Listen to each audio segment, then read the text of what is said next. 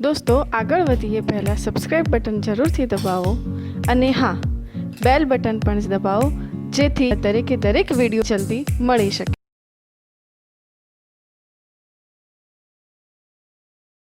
मित्रों अगाउना लेक्चर में अपने आधुनिक आवर्त कोष्टक की रूपरेखा ध्यान रखो बराबर है अथवा आधुनिक आवर्त कोष्टक जो वर्तमान स्वरूप है विस्तृत स्वरूप एनी चर्चा करता था। मित्रों अत्यारे जे आवर्त कोष्टक आपणे भणी रह्या छीए ए ज आधुनिक आवर्त कोष्टक विस्तृत स्वरूप है ध्यान रखो बराबर है। अने ए वर्गीकरण जे छे ए 4 विभाग में करेलुं छे। आधुनिक आवर्त कोष्टक में अहींया सामान्य एक रूपरेखा दोरी है ध्यान रखो कि जेनी अंदर जे तत्वों छे अत्यार सुधीना जे 114 तत्वों आपणे वात करीए छीए तो ये 114 तत्वों ने 4 विभाग में वर्गीकृत करेला है। एक एस विभाग, बीजो पी विभाग, तीजो डी विभाग, चौथो एफ विभाग बराबर है। मित्रों इलेक्ट्रॉन रचना संदर्भ में छेल्लो इलेक्ट्रॉन क्या भराय छे एना आधारे अहींया वर्गीकरण दर्शाव्युं छे। पहलो ज विभाग जे अहींया दर्शाव्यो छे मैं आखुं बॉक्स बताव्युं छे ए एस विभाग छे। मित्रों ध्यान राखजो कयो विभाग छे एस विभाग छे। जे छेल्लो विभाग छे मित्रों अहींया दर्शाव्यो छे पी विभाग छे।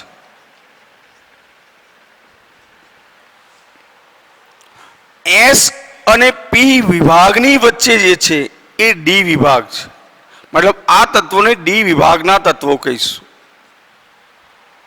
બરાબર છે।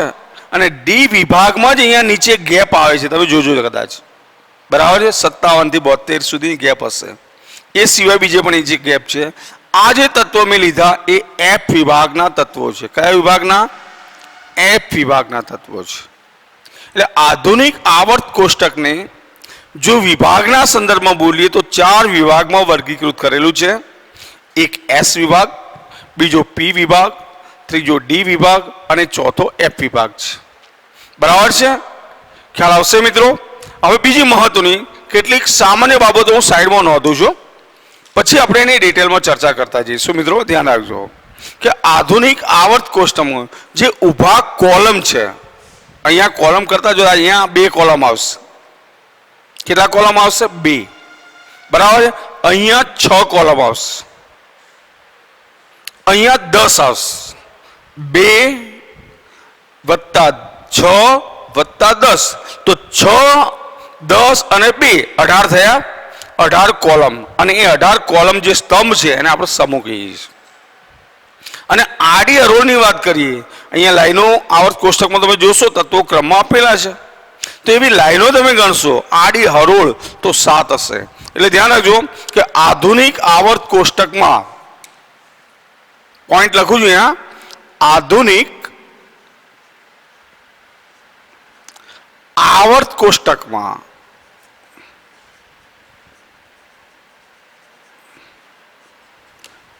मैं बात करें कितला तो 18 समूह।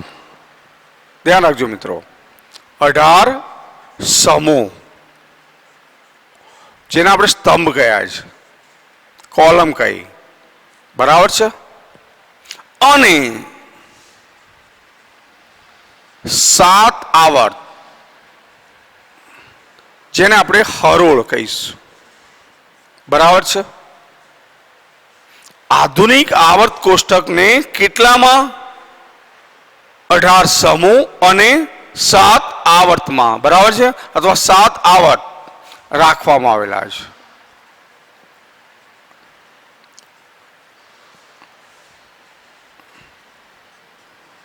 बराबर है मित्रों आधुनिक आवर्त कोष्टक की रूपरेखा आपणे भणी ध्यान राखजो। तो पहली ज वस्तु याद रखजो तमारा माटे ऑब्जेक्टिव है आधुनिक आवर्त कोष्टक में समूह केटला 18 आवर्त केटला 7 बराबर। दरेक समूहना तत्वों ने पण नाम आपेला छे मित्रों ध्यान राखो दरेक समूह माटे चोक्कस नाम पण आपीए छीए आप जेनी चर्चा आपणे विगतवार करता रहीए छीए ध्यान राखजो।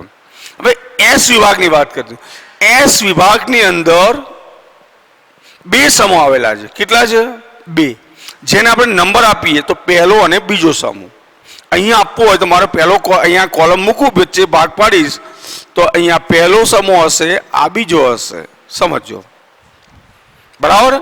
એટલે આપણી જોડે એસ વિભાગમાં ધ્યાન રાખજો, એસ વિભાગમાં બે સમૂહ આવેલા છે, સમૂહ 1 અને 2.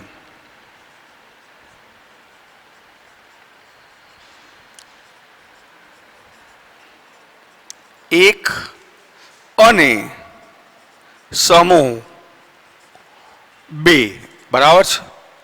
ના તત્વોનો સમાવેશ થાય છે.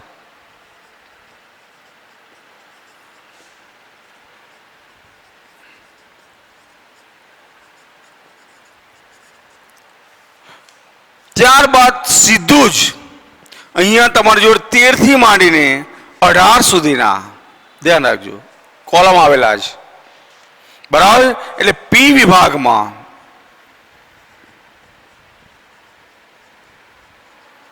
કયા સમૂહની વાત કરીએ તો સમૂહ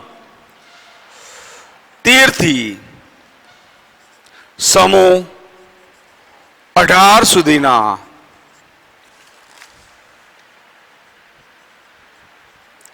તત્વોનો સમાવેશ થાય છે.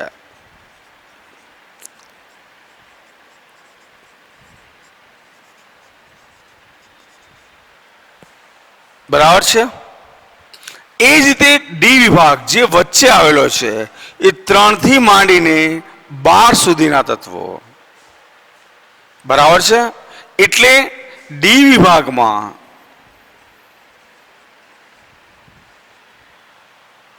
સમૂહ 3 થી સમૂહ 12 સુધીના તત્વોનો સમાવેશ થાય છે. એટલે 3 વિભાગ તો થઈ ગયા. એસ વિભાગ ધ્યાન રાખજો, મેં દર્શાવ્યું છે અહીંયા આગળ. પછી પી વિભાગ, ડી વિભાગ, અને હવે છેલ્લો નીચે વધ્યો જુઓ, કયો વિભાગ? એફ વિભાગ. તો એમાં મિત્રો 2 શ્રેણીઓ આવેલી છે અને એ શ્રેણીઓને 2 જુદા જુદા નામ આપેલા છે. એક અહીંયા નામ લખો તો લેન્થેનાઇટ શ્રેણી,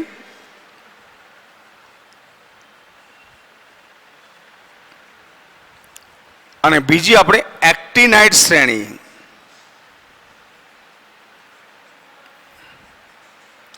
અથવા નામ બોલી છે લેન્થેનોઇડ્સ આ તત્વોને, બરાબર છે? આને આમ બોલવા હોય તો આ તત્વોને બોલાય લેન્થેનોઇડ્સ,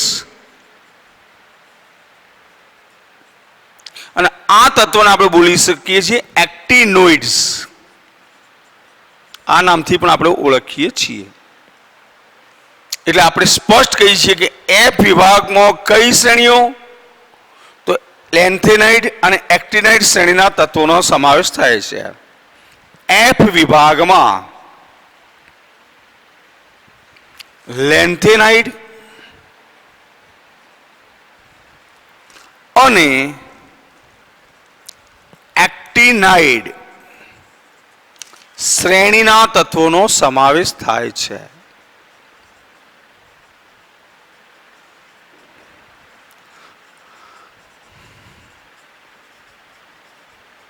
મિત્રો બીજા નામ પણ આપણે આપીએ છીએ. એસ વિભાગના તત્વોને આપણે પ્રતિનિધિ તત્વો કહીએ છીએ.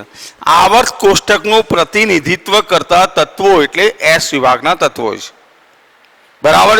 જે મોટા ભાગે સક્રિય ધાતુઓ છે. પી વિભાગના તત્વોને આપણે લાક્ષણિક તત્વો કહીએ છીએ. કેમ લાક્ષણિક? કે આવર્ત કોષ્ટકની લગભગ બધી જ લાક્ષણિકતા, ત્યાં આગળ વાયુ તત્વો પણ છે, ઘન તત્વો પણ છે, પ્રવાહી તત્વો પણ છે, ધાતુ તત્વો છે, અધાતુ તત્વો છે, અર્ધ ધાતુ તત્વો છે, બરાબર? નિષ્ક્રિય તત્વો પણ છે. એટલે બધા જ પ્રકારના તત્વો જે છે લાક્ષણિકતા અહીંયા જોવા મળે છે, બરાબર છે?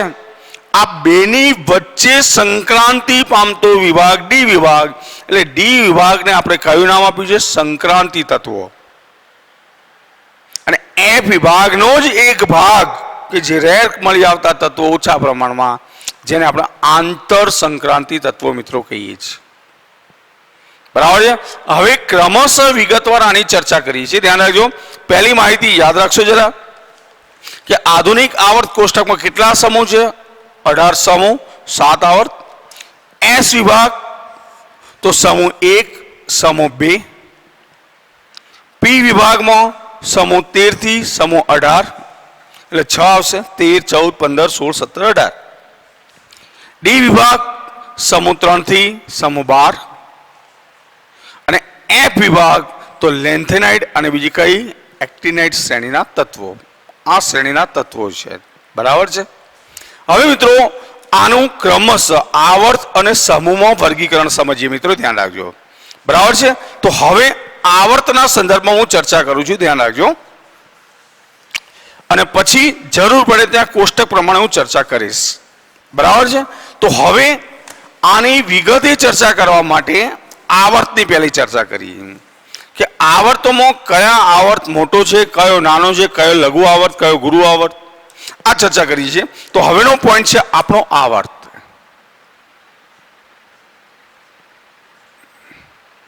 આની આપણે ચર્ચા કરીએ, જે આડી હરોળની વાત કરીએ છીએ. ધ્યાન રાખજો મિત્રો. તો આધુનિક આવર્ત કોષ્ટકમાં આડી હરોળને આપણે શું કહીએ છીએ? તો લખી દઈશું કે આધુનિક આવર્ત કોષ્ટકમાં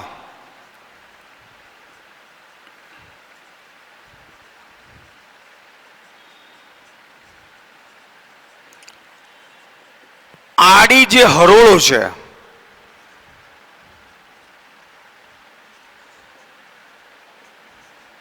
ને આવર્ત કહીએ છીએ અથવા આવર્તો કહીએ છીએ. શું કહીશું? એક હરોળ માટે એક આવર્ત, બીજા માટે બીજો આવર્ત, એટલે આવર્તો કહીએ છીએ. બરાબર છે. જે આડી હરોળ છે મેં તમને કહ્યું કેટલી છે? કેટલી હરોળ છે આવી? 7. એટલે આપણે લખી દઈએ કે આધુનિક આવર્ત કોષ્ટકમાં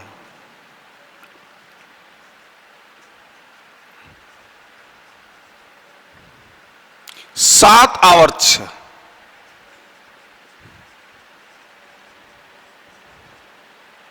કેટલા આવર્ત છે? 7 આવર્ત છે. મિત્રો ધ્યાન રાખજો. હવે આ જે વિભાગ પડે છે ઇલેક્ટ્રોન રચનાને ધ્યાનમાં રાખીને, એટલે કે દરેક આવર્ત છે એ નવા મુખ્ય ક્વોન્ટમ આંકથી શરૂ થાય. મુખ્ય ક્વોન્ટમ આંક કયો સિમ્બોલ છે? ચેપ્ટર 2 ભણી ગયા n. બરાબર છે. એટલે આપણે લખી શકીએ કે દરેક આવર્ત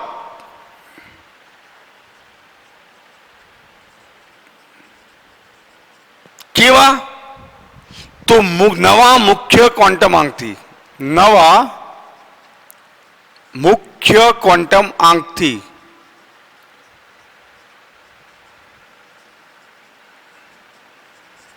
શરૂ થાય છે. મતલબ પહેલો આવર્ત તો મુખ્ય ક્વોન્ટમ આંક 1, બીજો આવર્ત તો મુખ્ય ક્વોન્ટમ આંક 2, સાતમો આવર્ત તો મુખ્ય ક્વોન્ટમ આંક 7. અને તે ક્યાં સુધી ચાલુ રહેશે? અને તે ધ્યાન રાખજો, અને તે મુખ્ય ક્વોન્ટમાંક n ની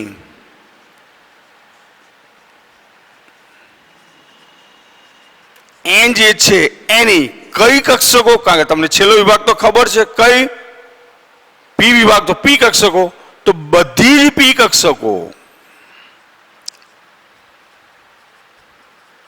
કઈ કક્ષકો યાદ રાખજો, બધી જ પી કક્ષકો બરાબર છે ભરાશે ત્યાં સુધી ચાલુ રહેશે. આખું ભરાઈ ના જાય પી કક્ષક ત્યાં સુધી ચાલુ રહેશે. એટલે કે બધી જ પી કક્ષકો ભરાય ત્યાં સુધી ચાલુ રહે છે. મિત્રો માહિતી યાદ રાખજો જરા કે આધુનિક આવર્ત કોષ્ટકમાં આડી હરોળને આપણે આવર્ત કયા. આધુનિક આવર્ત કોષ્ટકમાં કેટલા આવર્ત છે? 7. દરેક આવર્ત કયા ક્વોન્ટમાંકથી શરૂ થાય છે? તો નવા મુખ્ય ક્વોન્ટમાંકથી શરૂ થાય અને તે મુખ્ય ક્વોન્ટમાંક n ની બધી જ પી કક્ષકો ભરાય ત્યાં સુધી ચાલુ રહે છે. બરાબર છે. હવે એક કોષ્ટક દ્વારા તમને માહિતી આપું છું, જરા ધ્યાન આપજો. અને એ કોષ્ટક પણ જરા નોંધી રાખવાનો પ્રયત્ન કરશો મિત્રો, બરાબર છે।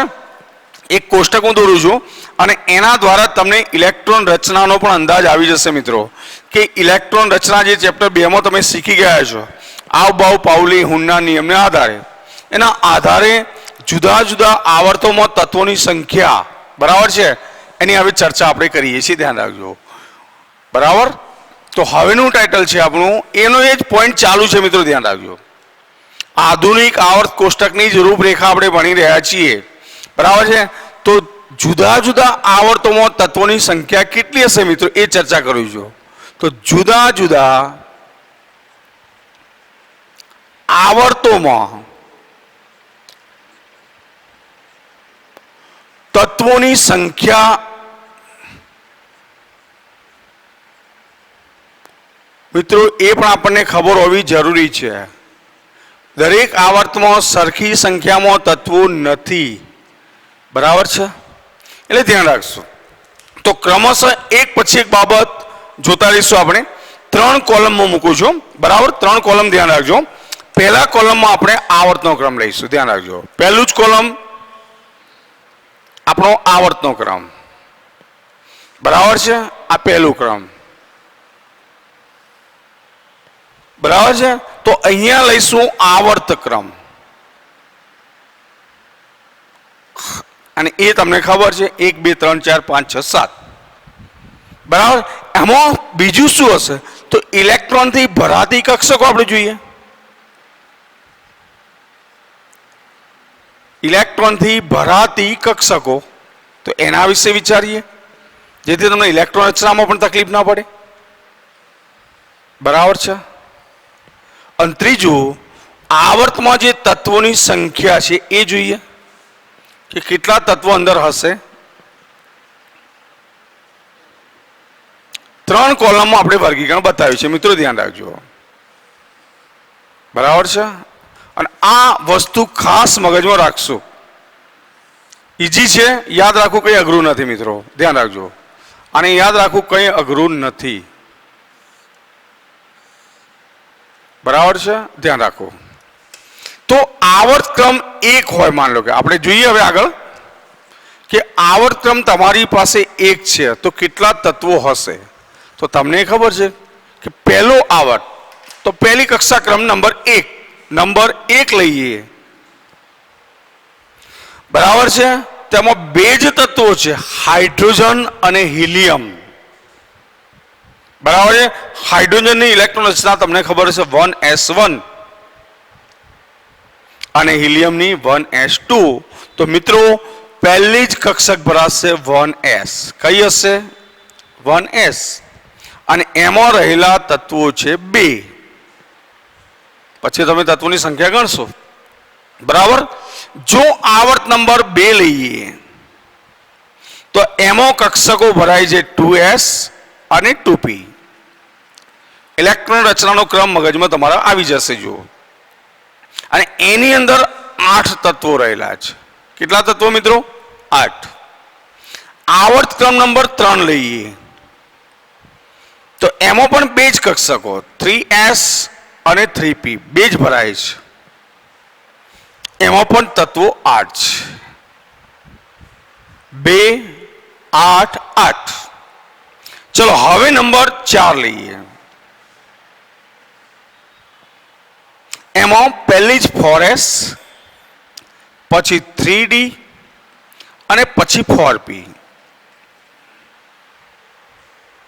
તમને એમ થાય કે આ 4s 3d 4p કેમ, તો તમને ખબર હશે ચેપ્ટર નંબર 2 ભણી ગયા કે જ્યાં n પ્લસ l નું મૂલ્ય જોવાશે, n પ્લસ l મુખ્ય ક્વોન્ટમાંક n અને આ કોણીય વેગમાન ક્વોન્ટમાંક છે, બેના મૂલ્યોનો સરવાળો કરીએ, બરાબર છે। તો તમને ખબર હશે કે s કક્ષક માટે l નું મૂલ્ય છે 0, p કક્ષક માટે 1 છે, d કક્ષક માટે 2 છે, અને f કક્ષક માટે 3 છે, 1 2 3,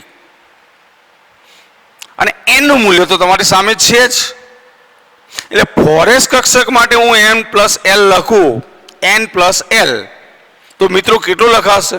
તો n તો 4 છે જ, પ્લસ 0 બરાબર 4. ચલો 5s કક્ષક માટે અને 3D માટે લખું તો n પ્લસ l નું મૂલ્ય કેટલું? તો n 3 અને d કેટલા? 2, 5 થયા. 4p માટે લખું તો n પ્લસ l નું મૂલ્ય 4 તો છે જ અને p કક્ષક માટે l નું મૂલ્ય 1 છે, 5 થયા. તો હવે આ 5 5 સરખા થયા તો ઇલેક્ટ્રોન ક્યાં મૂકવાનો મિત્રો? જ્યાં n નું મૂલ્ય ઓછું હોય ત્યાં, એની ઉર્જા ઓછી ગણાય. એટલે પહેલી 3D આવે, પછી શું આવે? 4p. એ જ ક્રમમાં આપણા તત્વો મુકાશે મિત્રો, એ જ ક્રમ પ્રમાણે. બરાબર છે? એટલે અહીંયા તમે જોઈ શકો છો કે તમને ખબર છે કે s કક્ષકમાં 2 ઇલેક્ટ્રોન રહે. કેટલા રહે? 2. d માં 10 અને p માં 6. એટલે અહીંયા તત્વો કેટલા થશે? તો 18 તત્વો અહીંયા થવાના. કેટલા થવાના? 18 તત્વોનો સમાવેશ થાય. ચલો એ જ રીતે નંબર 5મો આવર્ત લઈએ આપણે. તો 5મા આવર્તમાં 5s આવશે, 4d આવશે અને 5p આવશે. તો અહીંયા પણ મિત્રો 18 તત્વો આવે છે. કેટલા આવે છે? 18.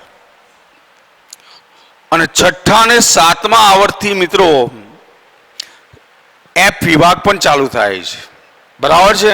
એટલે 6ઠ્ઠું જ્યારે આવર્ત લઈશું ત્યારે પહેલી તો 6s છે જ, બરાબર. પછી સીધી 4f, 5d અને 6p હશે. હવે f કક્ષક એટલે 14 નો વધારો થયો, 18 અને 14 સીધા 32 તત્વો. અને છેલ્લો આવર્ત નંબર 7 છે, એમાં 7s આવશે, 5f આવશે, પછી 6d આવશે અને 7p આવશે. પણ અહીંયા તત્વો હજુ શોધાઈ રહ્યા છે, એ પણ આપણે મૂકીએ છીએ. અને એટલે અહીંયા અધૂરો આવર્ત કહીએ છીએ. કયો આવર્ત? અધૂરો આવર્ત. મિત્રો આની અંદર સંખ્યા હજુ જે શોધાશે એ મુકાતી જશે. મિત્રો આપણે વાત કરીએ છીએ હાલ ફરીથી. આવર્તના ક્રમ 7 આવર્તો છે.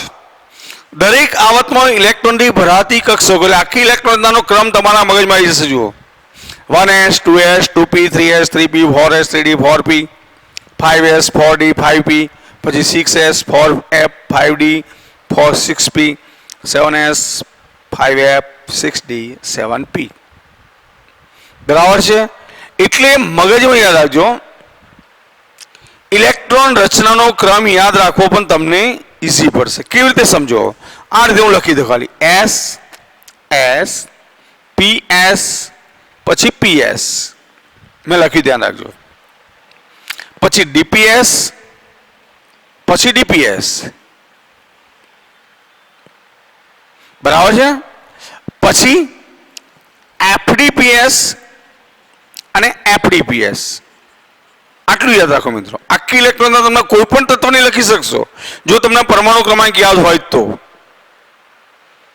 જેમ કે મારે ધ્યાન રાખજો 26 નંબરના તત્વની ઇલેક્ટ્રોન રચના લખવી છે, 26 નંબરના. તો યાદ રાખશો કે s પહેલો એટલે 1s, બીજો s એટલે 2s, આ ત્રીજો 3s, 4s, 5s, 6s, 7s અને આગળ વધવું તો 8s. એમ ચાલશે. બરાબર છે? તો તમે ઇલેક્ટ્રોન રચના માનો કે 26મા નંબરની તત્વની ઇલેક્ટ્રોન રચના તમારે લખવી છે તો મિત્રો આ પહેલો 1s કહેવાય, પછી 2s આવી ગયો, પછી કઈ આવી? સીધી 2p આવે. p નંબર ધ્યાન રાખજો, s ની નંબર શરૂઆતની 1 થી થશે. s ની શરૂઆત 1 થી થાય, યાદ રાખો. p ની શરૂઆત 2 થી થાય, d ની 3 થી અને f ની 4 થી. યાદ રહેશે? s ની 1 થી, p ની 2 થી, d ની 3 થી અને f ની 4 થી. તો એટલે સીધી વાત કે 2 ની શરૂઆત આવી, p ની 2 થી, પછી 3s આવ્યો, પછી 3p આવે, પછી 4s આવે, પછી 3d આવે, 4p આવે. આવશે કે નહીં? આ ક્રમમાં આખી ઇલેક્ટ્રોન તમારે તૈયાર થઈ જશે. જુઓ છે જે તમારા ક્રમમાં હોય એ જ પ્રમાણે આખું ચાલુ થઈ જશે. જુઓ 4p આવશે, પછી કઈ આવશે જોઈ લો તમે, PS, ધ્યાન SS, PS, PS, હવે DPS તો કઈ આવશે 5S સીધી વાત, 4D, પછી જોઈ લો 5P, પછી 6S, પછી 4F, 5D, 6P. તમે જુઓ આખી ઇલેક્ટ્રોન તૈયાર થઈ જશે બરાબર. 7S, 5F, 6D, 7P, 8S લખી શકશો. આખું મેં લખ્યું આટલું યાદ રાખી દો ખાલી બસ. SS, PS, PS બે વખત, DPS, DPS બે વખત, FDPS, FDPS અને ક્રમ મૂકતા જાઓ. S 1 2 3 4 5 6 7 8, P 2 3 4 5 6 7, D કયો આવશે 3 4 5 અને F તો 4 5 6 7 જે આવતું હોય ક્રમમાં ચાલે જાઓ. તો આ પ્રમાણે આખી ઇલેક્ટ્રોન રચનાને દર્શાવેલી છે અને એના આધારે તત્વોનું વર્ગીકરણ કર્યું મિત્રો. તો પહેલા જ આવર્તમાં 2 તત્વો છે, બીજા આવર્તમાં 8 તત્વો છે, ત્રીજા આવર્તમાં 8 તત્વો છે, ચોથા આવર્તમાં 18 તત્વો છે, પાંચમા આવર્તમાં 18 છે, છઠ્ઠામાં 32 અને સાતમો અધૂરો આવર્ત કે જેમાં ભવિષ્યમાં શોધાતા તત્વો પણ આવશે, ઉપરાંત એક્ટિનાઇટ શ્રેણી પણ આવશે. ખ્યાલ આવશે. તો આ પ્રમાણે આવર્તોમાં તત્વોનું વર્ગીકરણ કરેલું છે. હવે આવર્તમાં તત્વોની ઇલેક્ટ્રોન રચના શું હોઈ શકે, કયું તત્વ પહેલું કયું છેલ્લું એ આપણને ખબર હોવી જોઈએ મિત્રો. જેમ કે અહીંયા વાત કરી કે પહેલા જ આવર્તમાં કયું તત્વ પહેલું તો હાઇડ્રોજન અને છેલ્લું કયું તો હિલિયમ, એમ દરેક આવર્તનું પહેલું તત્વ એટલે દરેક સમૂહનું અને દરેક સમૂહનું છેલ્લું તત્વ એ યાદ રાખો, આખો આવર્ત તૈયાર. પહેલો સમૂહ આવશે, છેલ્લો સમૂહ આવશે, આ બેને જોડો, આખો આવર્ત તૈયાર છે. એટલે હવેનું કોષ્ટક આપણે નવું લખી, ધ્યાન રાખજો કે આવર્તોમાં તત્વોની ઇલેક્ટ્રોન રચના, ધ્યાન રાખજો બરાબર છે. આપણે સંખ્યાની વાત કરી, હવે આપણે ભણીએ છીએ મિત્રો જુદા જુદા આવર્તોમાં તત્વોની ઇલેક્ટ્રોન રચના વાત કરી, ધ્યાન રાખજો. એટલે હવેનું ટાઇટલ છે આવર્તોમાં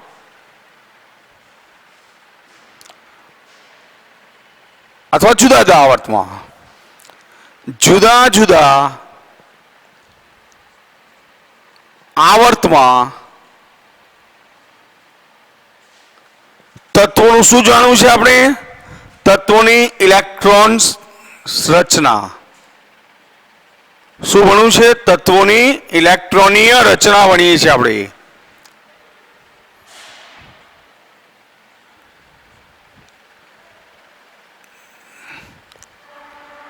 બરાબર છે, ધ્યાન રાખજો. જુદા જુદા આવર્તમાં તત્વોની ઇલેક્ટ્રોનીય રચના વિશે હવે વિગતવાર ચર્ચા આપણે કરીએ છીએ મિત્રો. ધ્યાન રાખશો. હવે આખું કોષ્ટક હું જે બનાવું છું, ધ્યાન રાખજો, આખું કોષ્ટક હું જે બનાવું છું એ ભણીશું હવે મિત્રો. જુદા જુદા આવર્તમાં તત્વોની સંખ્યા મિત્રો એના સંદર્ભમાં આપણે જોઈએ. હવે ઇલેક્ટ્રોન રચના શું હોઈ શકે બરાબર છે. તો એ સંદર્ભમાં મેં અહીંયા 5 કોલમ મૂક્યા છે, ધ્યાન રાખજો. ક્રમશઃ આપણે એ નોંધતા જઈશું અને આ માહિતી ખૂબ જ ઉપયોગી થશે મિત્રો નીટ માટે, JEE માટે અને તમારી બોર્ડ માટે તો છે જ, ધ્યાન રાખજો બરાબર છે. તમારી જે એક્ઝામ છે એના માટે તો છે જ. આવર્ત કોષ્ટકનું નોલેજ કમ્પ્લીટ આપણને હોવું જોઈએ બરાબર. તો આવર્તના નામ પણ આપણે લખીશું, પહેલો આવર્ત, બીજો આવર્ત, ત્રીજો આવર્ત, એમ સાતમો આવર્ત લખતા જઈશું. આવર્ત ક્રમ, ઇલેક્ટ્રોન રચના પહેલું છેલ્લું તત્વની ઇલેક્ટ્રોન લખી દે એટલે બધું આવી જશે. બાહ્યતમ કક્ષાનો ક્રમ, આવર્તમાં તત્વોની સંખ્યા મિત્રો ધ્યાન રાખજો. તો પહેલા જ આવર્તની વાત કરીએ તો પહેલા આવર્તને આપણે કયા નામથી ઓળખીએ છીએ ધ્યાન રાખજો. તો પહેલો જ આવર્ત જે છે એ લખું છું આવર્ત ક્રમ પહેલો. તો એને આપણે અતિ લઘુ આવર્ત, આવર્ત લઘુ અને પાછો અતિ લઘુ આવર્ત બરાબર છે. નામ લખીશું અતિ લઘુ આવર્ત. આ નામથી આપણે ઓળખીએ છીએ મિત્રો ધ્યાન રાખજો. કયા નામથી? અતિ લઘુ આવર્તના નામથી બરાબર છે. એમાં કયા તત્વો? તો એક તો હાઇડ્રોજન કે જેની ઇલેક્ટ્રોનના 1s1 છે, થી હિલિયમ જેની ઇલેક્ટ્રોન રચના છે 1s2 છે. બે જ તત્વો મિત્રો સંકેતમાં લખવું હોય ધ્યાન રાખજો તો હાઇડ્રોજન થી માંડીને હિલિયમ, બરાબર. એટલે કે હાઇડ્રોજન કે જેનો પરમાણુ ક્રમાંક 1 છે એનાથી માંડીને હિલિયમ જેનો પરમાણુ ક્રમાંક 2 છે. બે જ તત્વોનો અહીંયા મિત્રો સમાવેશ થાય છે. હવે બાહ્યતમ કક્ષા તમે જોઈ શકો, બાહ્યતમ કક્ષા એટલે જે છેલ્લી આવે જ બાહ્યતમ કહેવાય. કયો છે? 1. અને તત્વોમાં સંખ્યા કેટલી? તો 2. કેટલી થઈ? 2 છે. તો આ થયા પહેલો વિભાગ, પહેલી હરોળની વાત કરી કે જેને અતિ લઘુ આવર્ત તરીકે આપણે ઓળખીએ છીએ મિત્રો, બરાબર છે. બીજું વાત કરી છે, ધ્યાન રાખો. હવે આ નંબર 1 ની વાત કરીએ આપણે, ધ્યાન રાખો, બરાબર છે. આ નંબર 1 આવર્તની વાત કરી છે. બીજો જે છે કેવો છે? તો હવે 8 તત્વોનો 2 વિભાગ આવવાના. એમાં પ્રથમ લઘુ વિભાગ અને બીજો લઘુ વિભાગ આવશે, બરાબર છે. એટલે લખું પ્રથમ લઘુ આવર્ત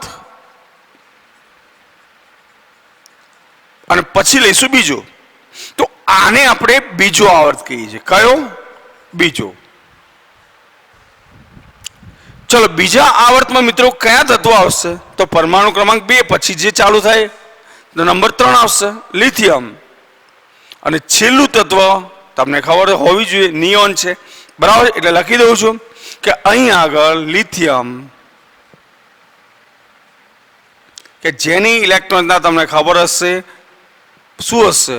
1s2 તો છે જ, 2s અને એની અંદર 2p કક્ષક હશે. કઈ હશે? 2s અને 2p હશે, પણ 2p નંબર તો બરાબર નથી એટલે પહેલી ખાલી છે, એટલે કે 2s1 થી, બરાબર છે. હિલિયમ અરે સોરી નિયોન શું હશે? 2s2 2p6. 8 તત્વો એટલે ભરાઈ જવાના ઇલેક્ટ્રોનના આવશે. 2s2 2p6 કે જેમાં સંજ્ઞાની રીતે વાત કરીએ તો લિથિયમ જેનો પરમાણુ ક્રમાંક 3 છે, ત્યાંથી નિયોન જેનો પરમાણુ ક્રમાંક 10 છે. ચલો મિત્રો એનો બાહ્યતમ કક્ષા ક્રમ કયો? તો બીજો. એ તો સીધી વાત છે, એ તો 7 જેટલા આવર્ત છે એટલા ક્રમ આવવાના, બરાબર છે. આવર્તમાં તત્વોની સંખ્યા મિત્રો કેટલી? તો 8. હમણાં જ આપણે વાત કરી. તો બીજા આવર્તમાં 8 તત્વો છે. ચલો એનાથી મિત્રો આગળ વધીએ. હવે તો હવે બીજો લઘુ વિભાગ આવશે, બીજો અથવા દ્વિતીય લઘુ આવર્ત, બરાબર છે. બીજો લઘુ આવર્ત અથવા દ્વિતીય લઘુ આવર્ત, બીજો અથવા દ્વિતીય જે બોલવું હોય, દ્વિતીય શબ્દ મૂકો તો કોઈ વાંધો નહીં. દ્વિતીય લઘુ આવર્ત. તો મિત્રો આની અંદર આવર્ત ક્રમ ત્રીજો. ચલો મિત્રો અહીંયા કયા તત્વો હશે? તો તમે જોઈશો 10 સુધી તો આવી ગયા. હવે સોડિયમ આવ્યો તો પછી કયો આવશે? આર્ગોન જેનો પરમાણુ ક્રમાંક 18 છે. એટલે અહીંયા લખું છું સોડિયમ જેમાં 3s1 થી સ્ટાર્ટ થશે, થી આર્ગોન અને છેલ્લી કક્ષામાં હશે 3s2 3p6. ધ્યાન રાખો, બરાબર. અને આની અંદર તમે જોઈશો કેટલા તત્વો હશે? પેલા ક્રમ કયો? તો ત્રીજો, બરાબર છે. અને સંખ્યા તત્વોની કેટલી? તો 8 છે. ચલો હવે 3 આવર્ત આપણે પૂરા કર્યા. ત્યાં સુધી તત્વોની સંખ્યા તમે જો 2 8 8, બરાબર છે. હવે લઈએ છીએ પ્રથમ ગુરુ આવર્ત. પ્રથમ ગુરુ આવર્ત જે આપણો ચોથો આવર્ત છે. ચોથા આવર્તમાં તમે જુઓ અહીંયા સોરી આપણે સંજ્ઞાકીય લખવું હોય તો લખી શકીએ, અહીંયા લખવું હોય લખી શકશો મિત્રો. એને જેનો પરમાણુ ક્રમાંક 11 છે થી અહીંયા 18 AR લખી શકાશે. બરાબર. ચલો એ વાત પૂરી કરીએ આપણે. એટલે અહીંયા સુધારીએ થોડું, સંજ્ઞા લખી દીધી એટલે બરાબર છે. તો અહીંયા આવી લઈએ છીએ આ દ્વિતીય લઘુ આવર્ત લીધો. હવે કઈ લઈએ છીએ પ્રથમ ગુરુ આવર્ત. પ્રથમ ગુરુ આવર્ત જે ચોથો સમૂહ છે અને ચોથો આવર્ત છે. તો ચોથા આવર્તમાં મિત્રો કેટલા તત્વો? તો પોટેશિયમ થી માંડીને આર્ગોન પછી કયું આવે? ક્રિપ્ટોન. તો પોટેશિયમ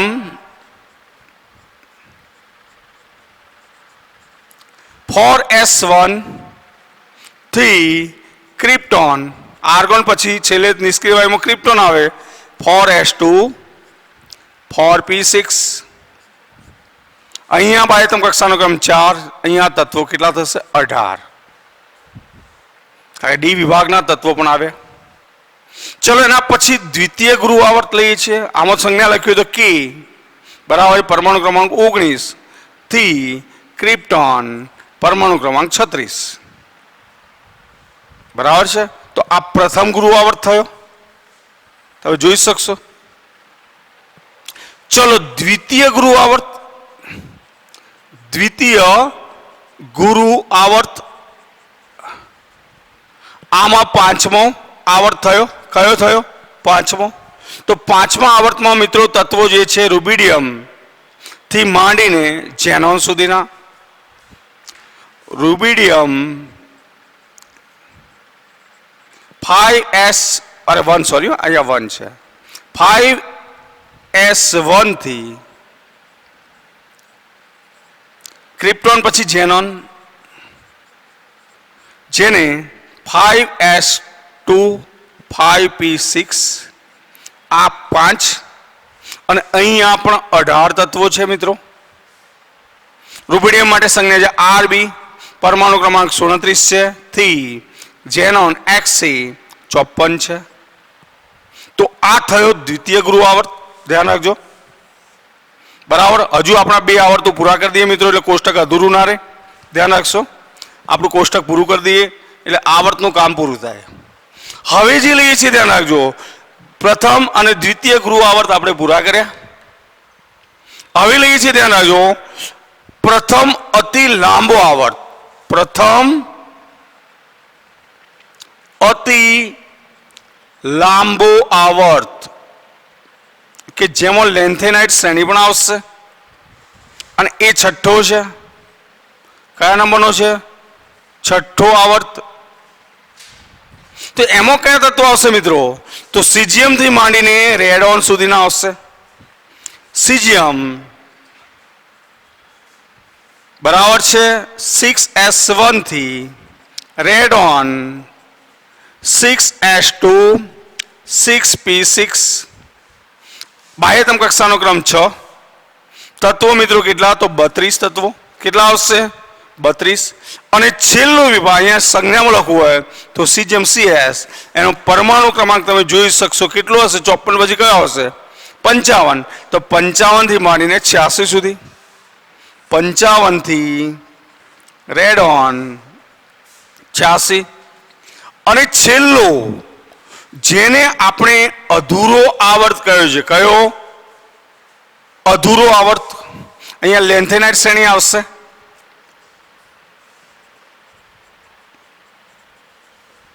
અને અધૂરો આવર્ત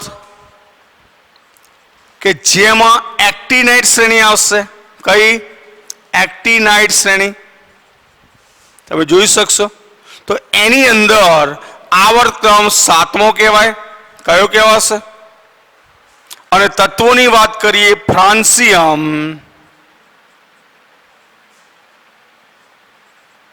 જે 7s1 થી પછી ક્યાં સુધી મિત્રો?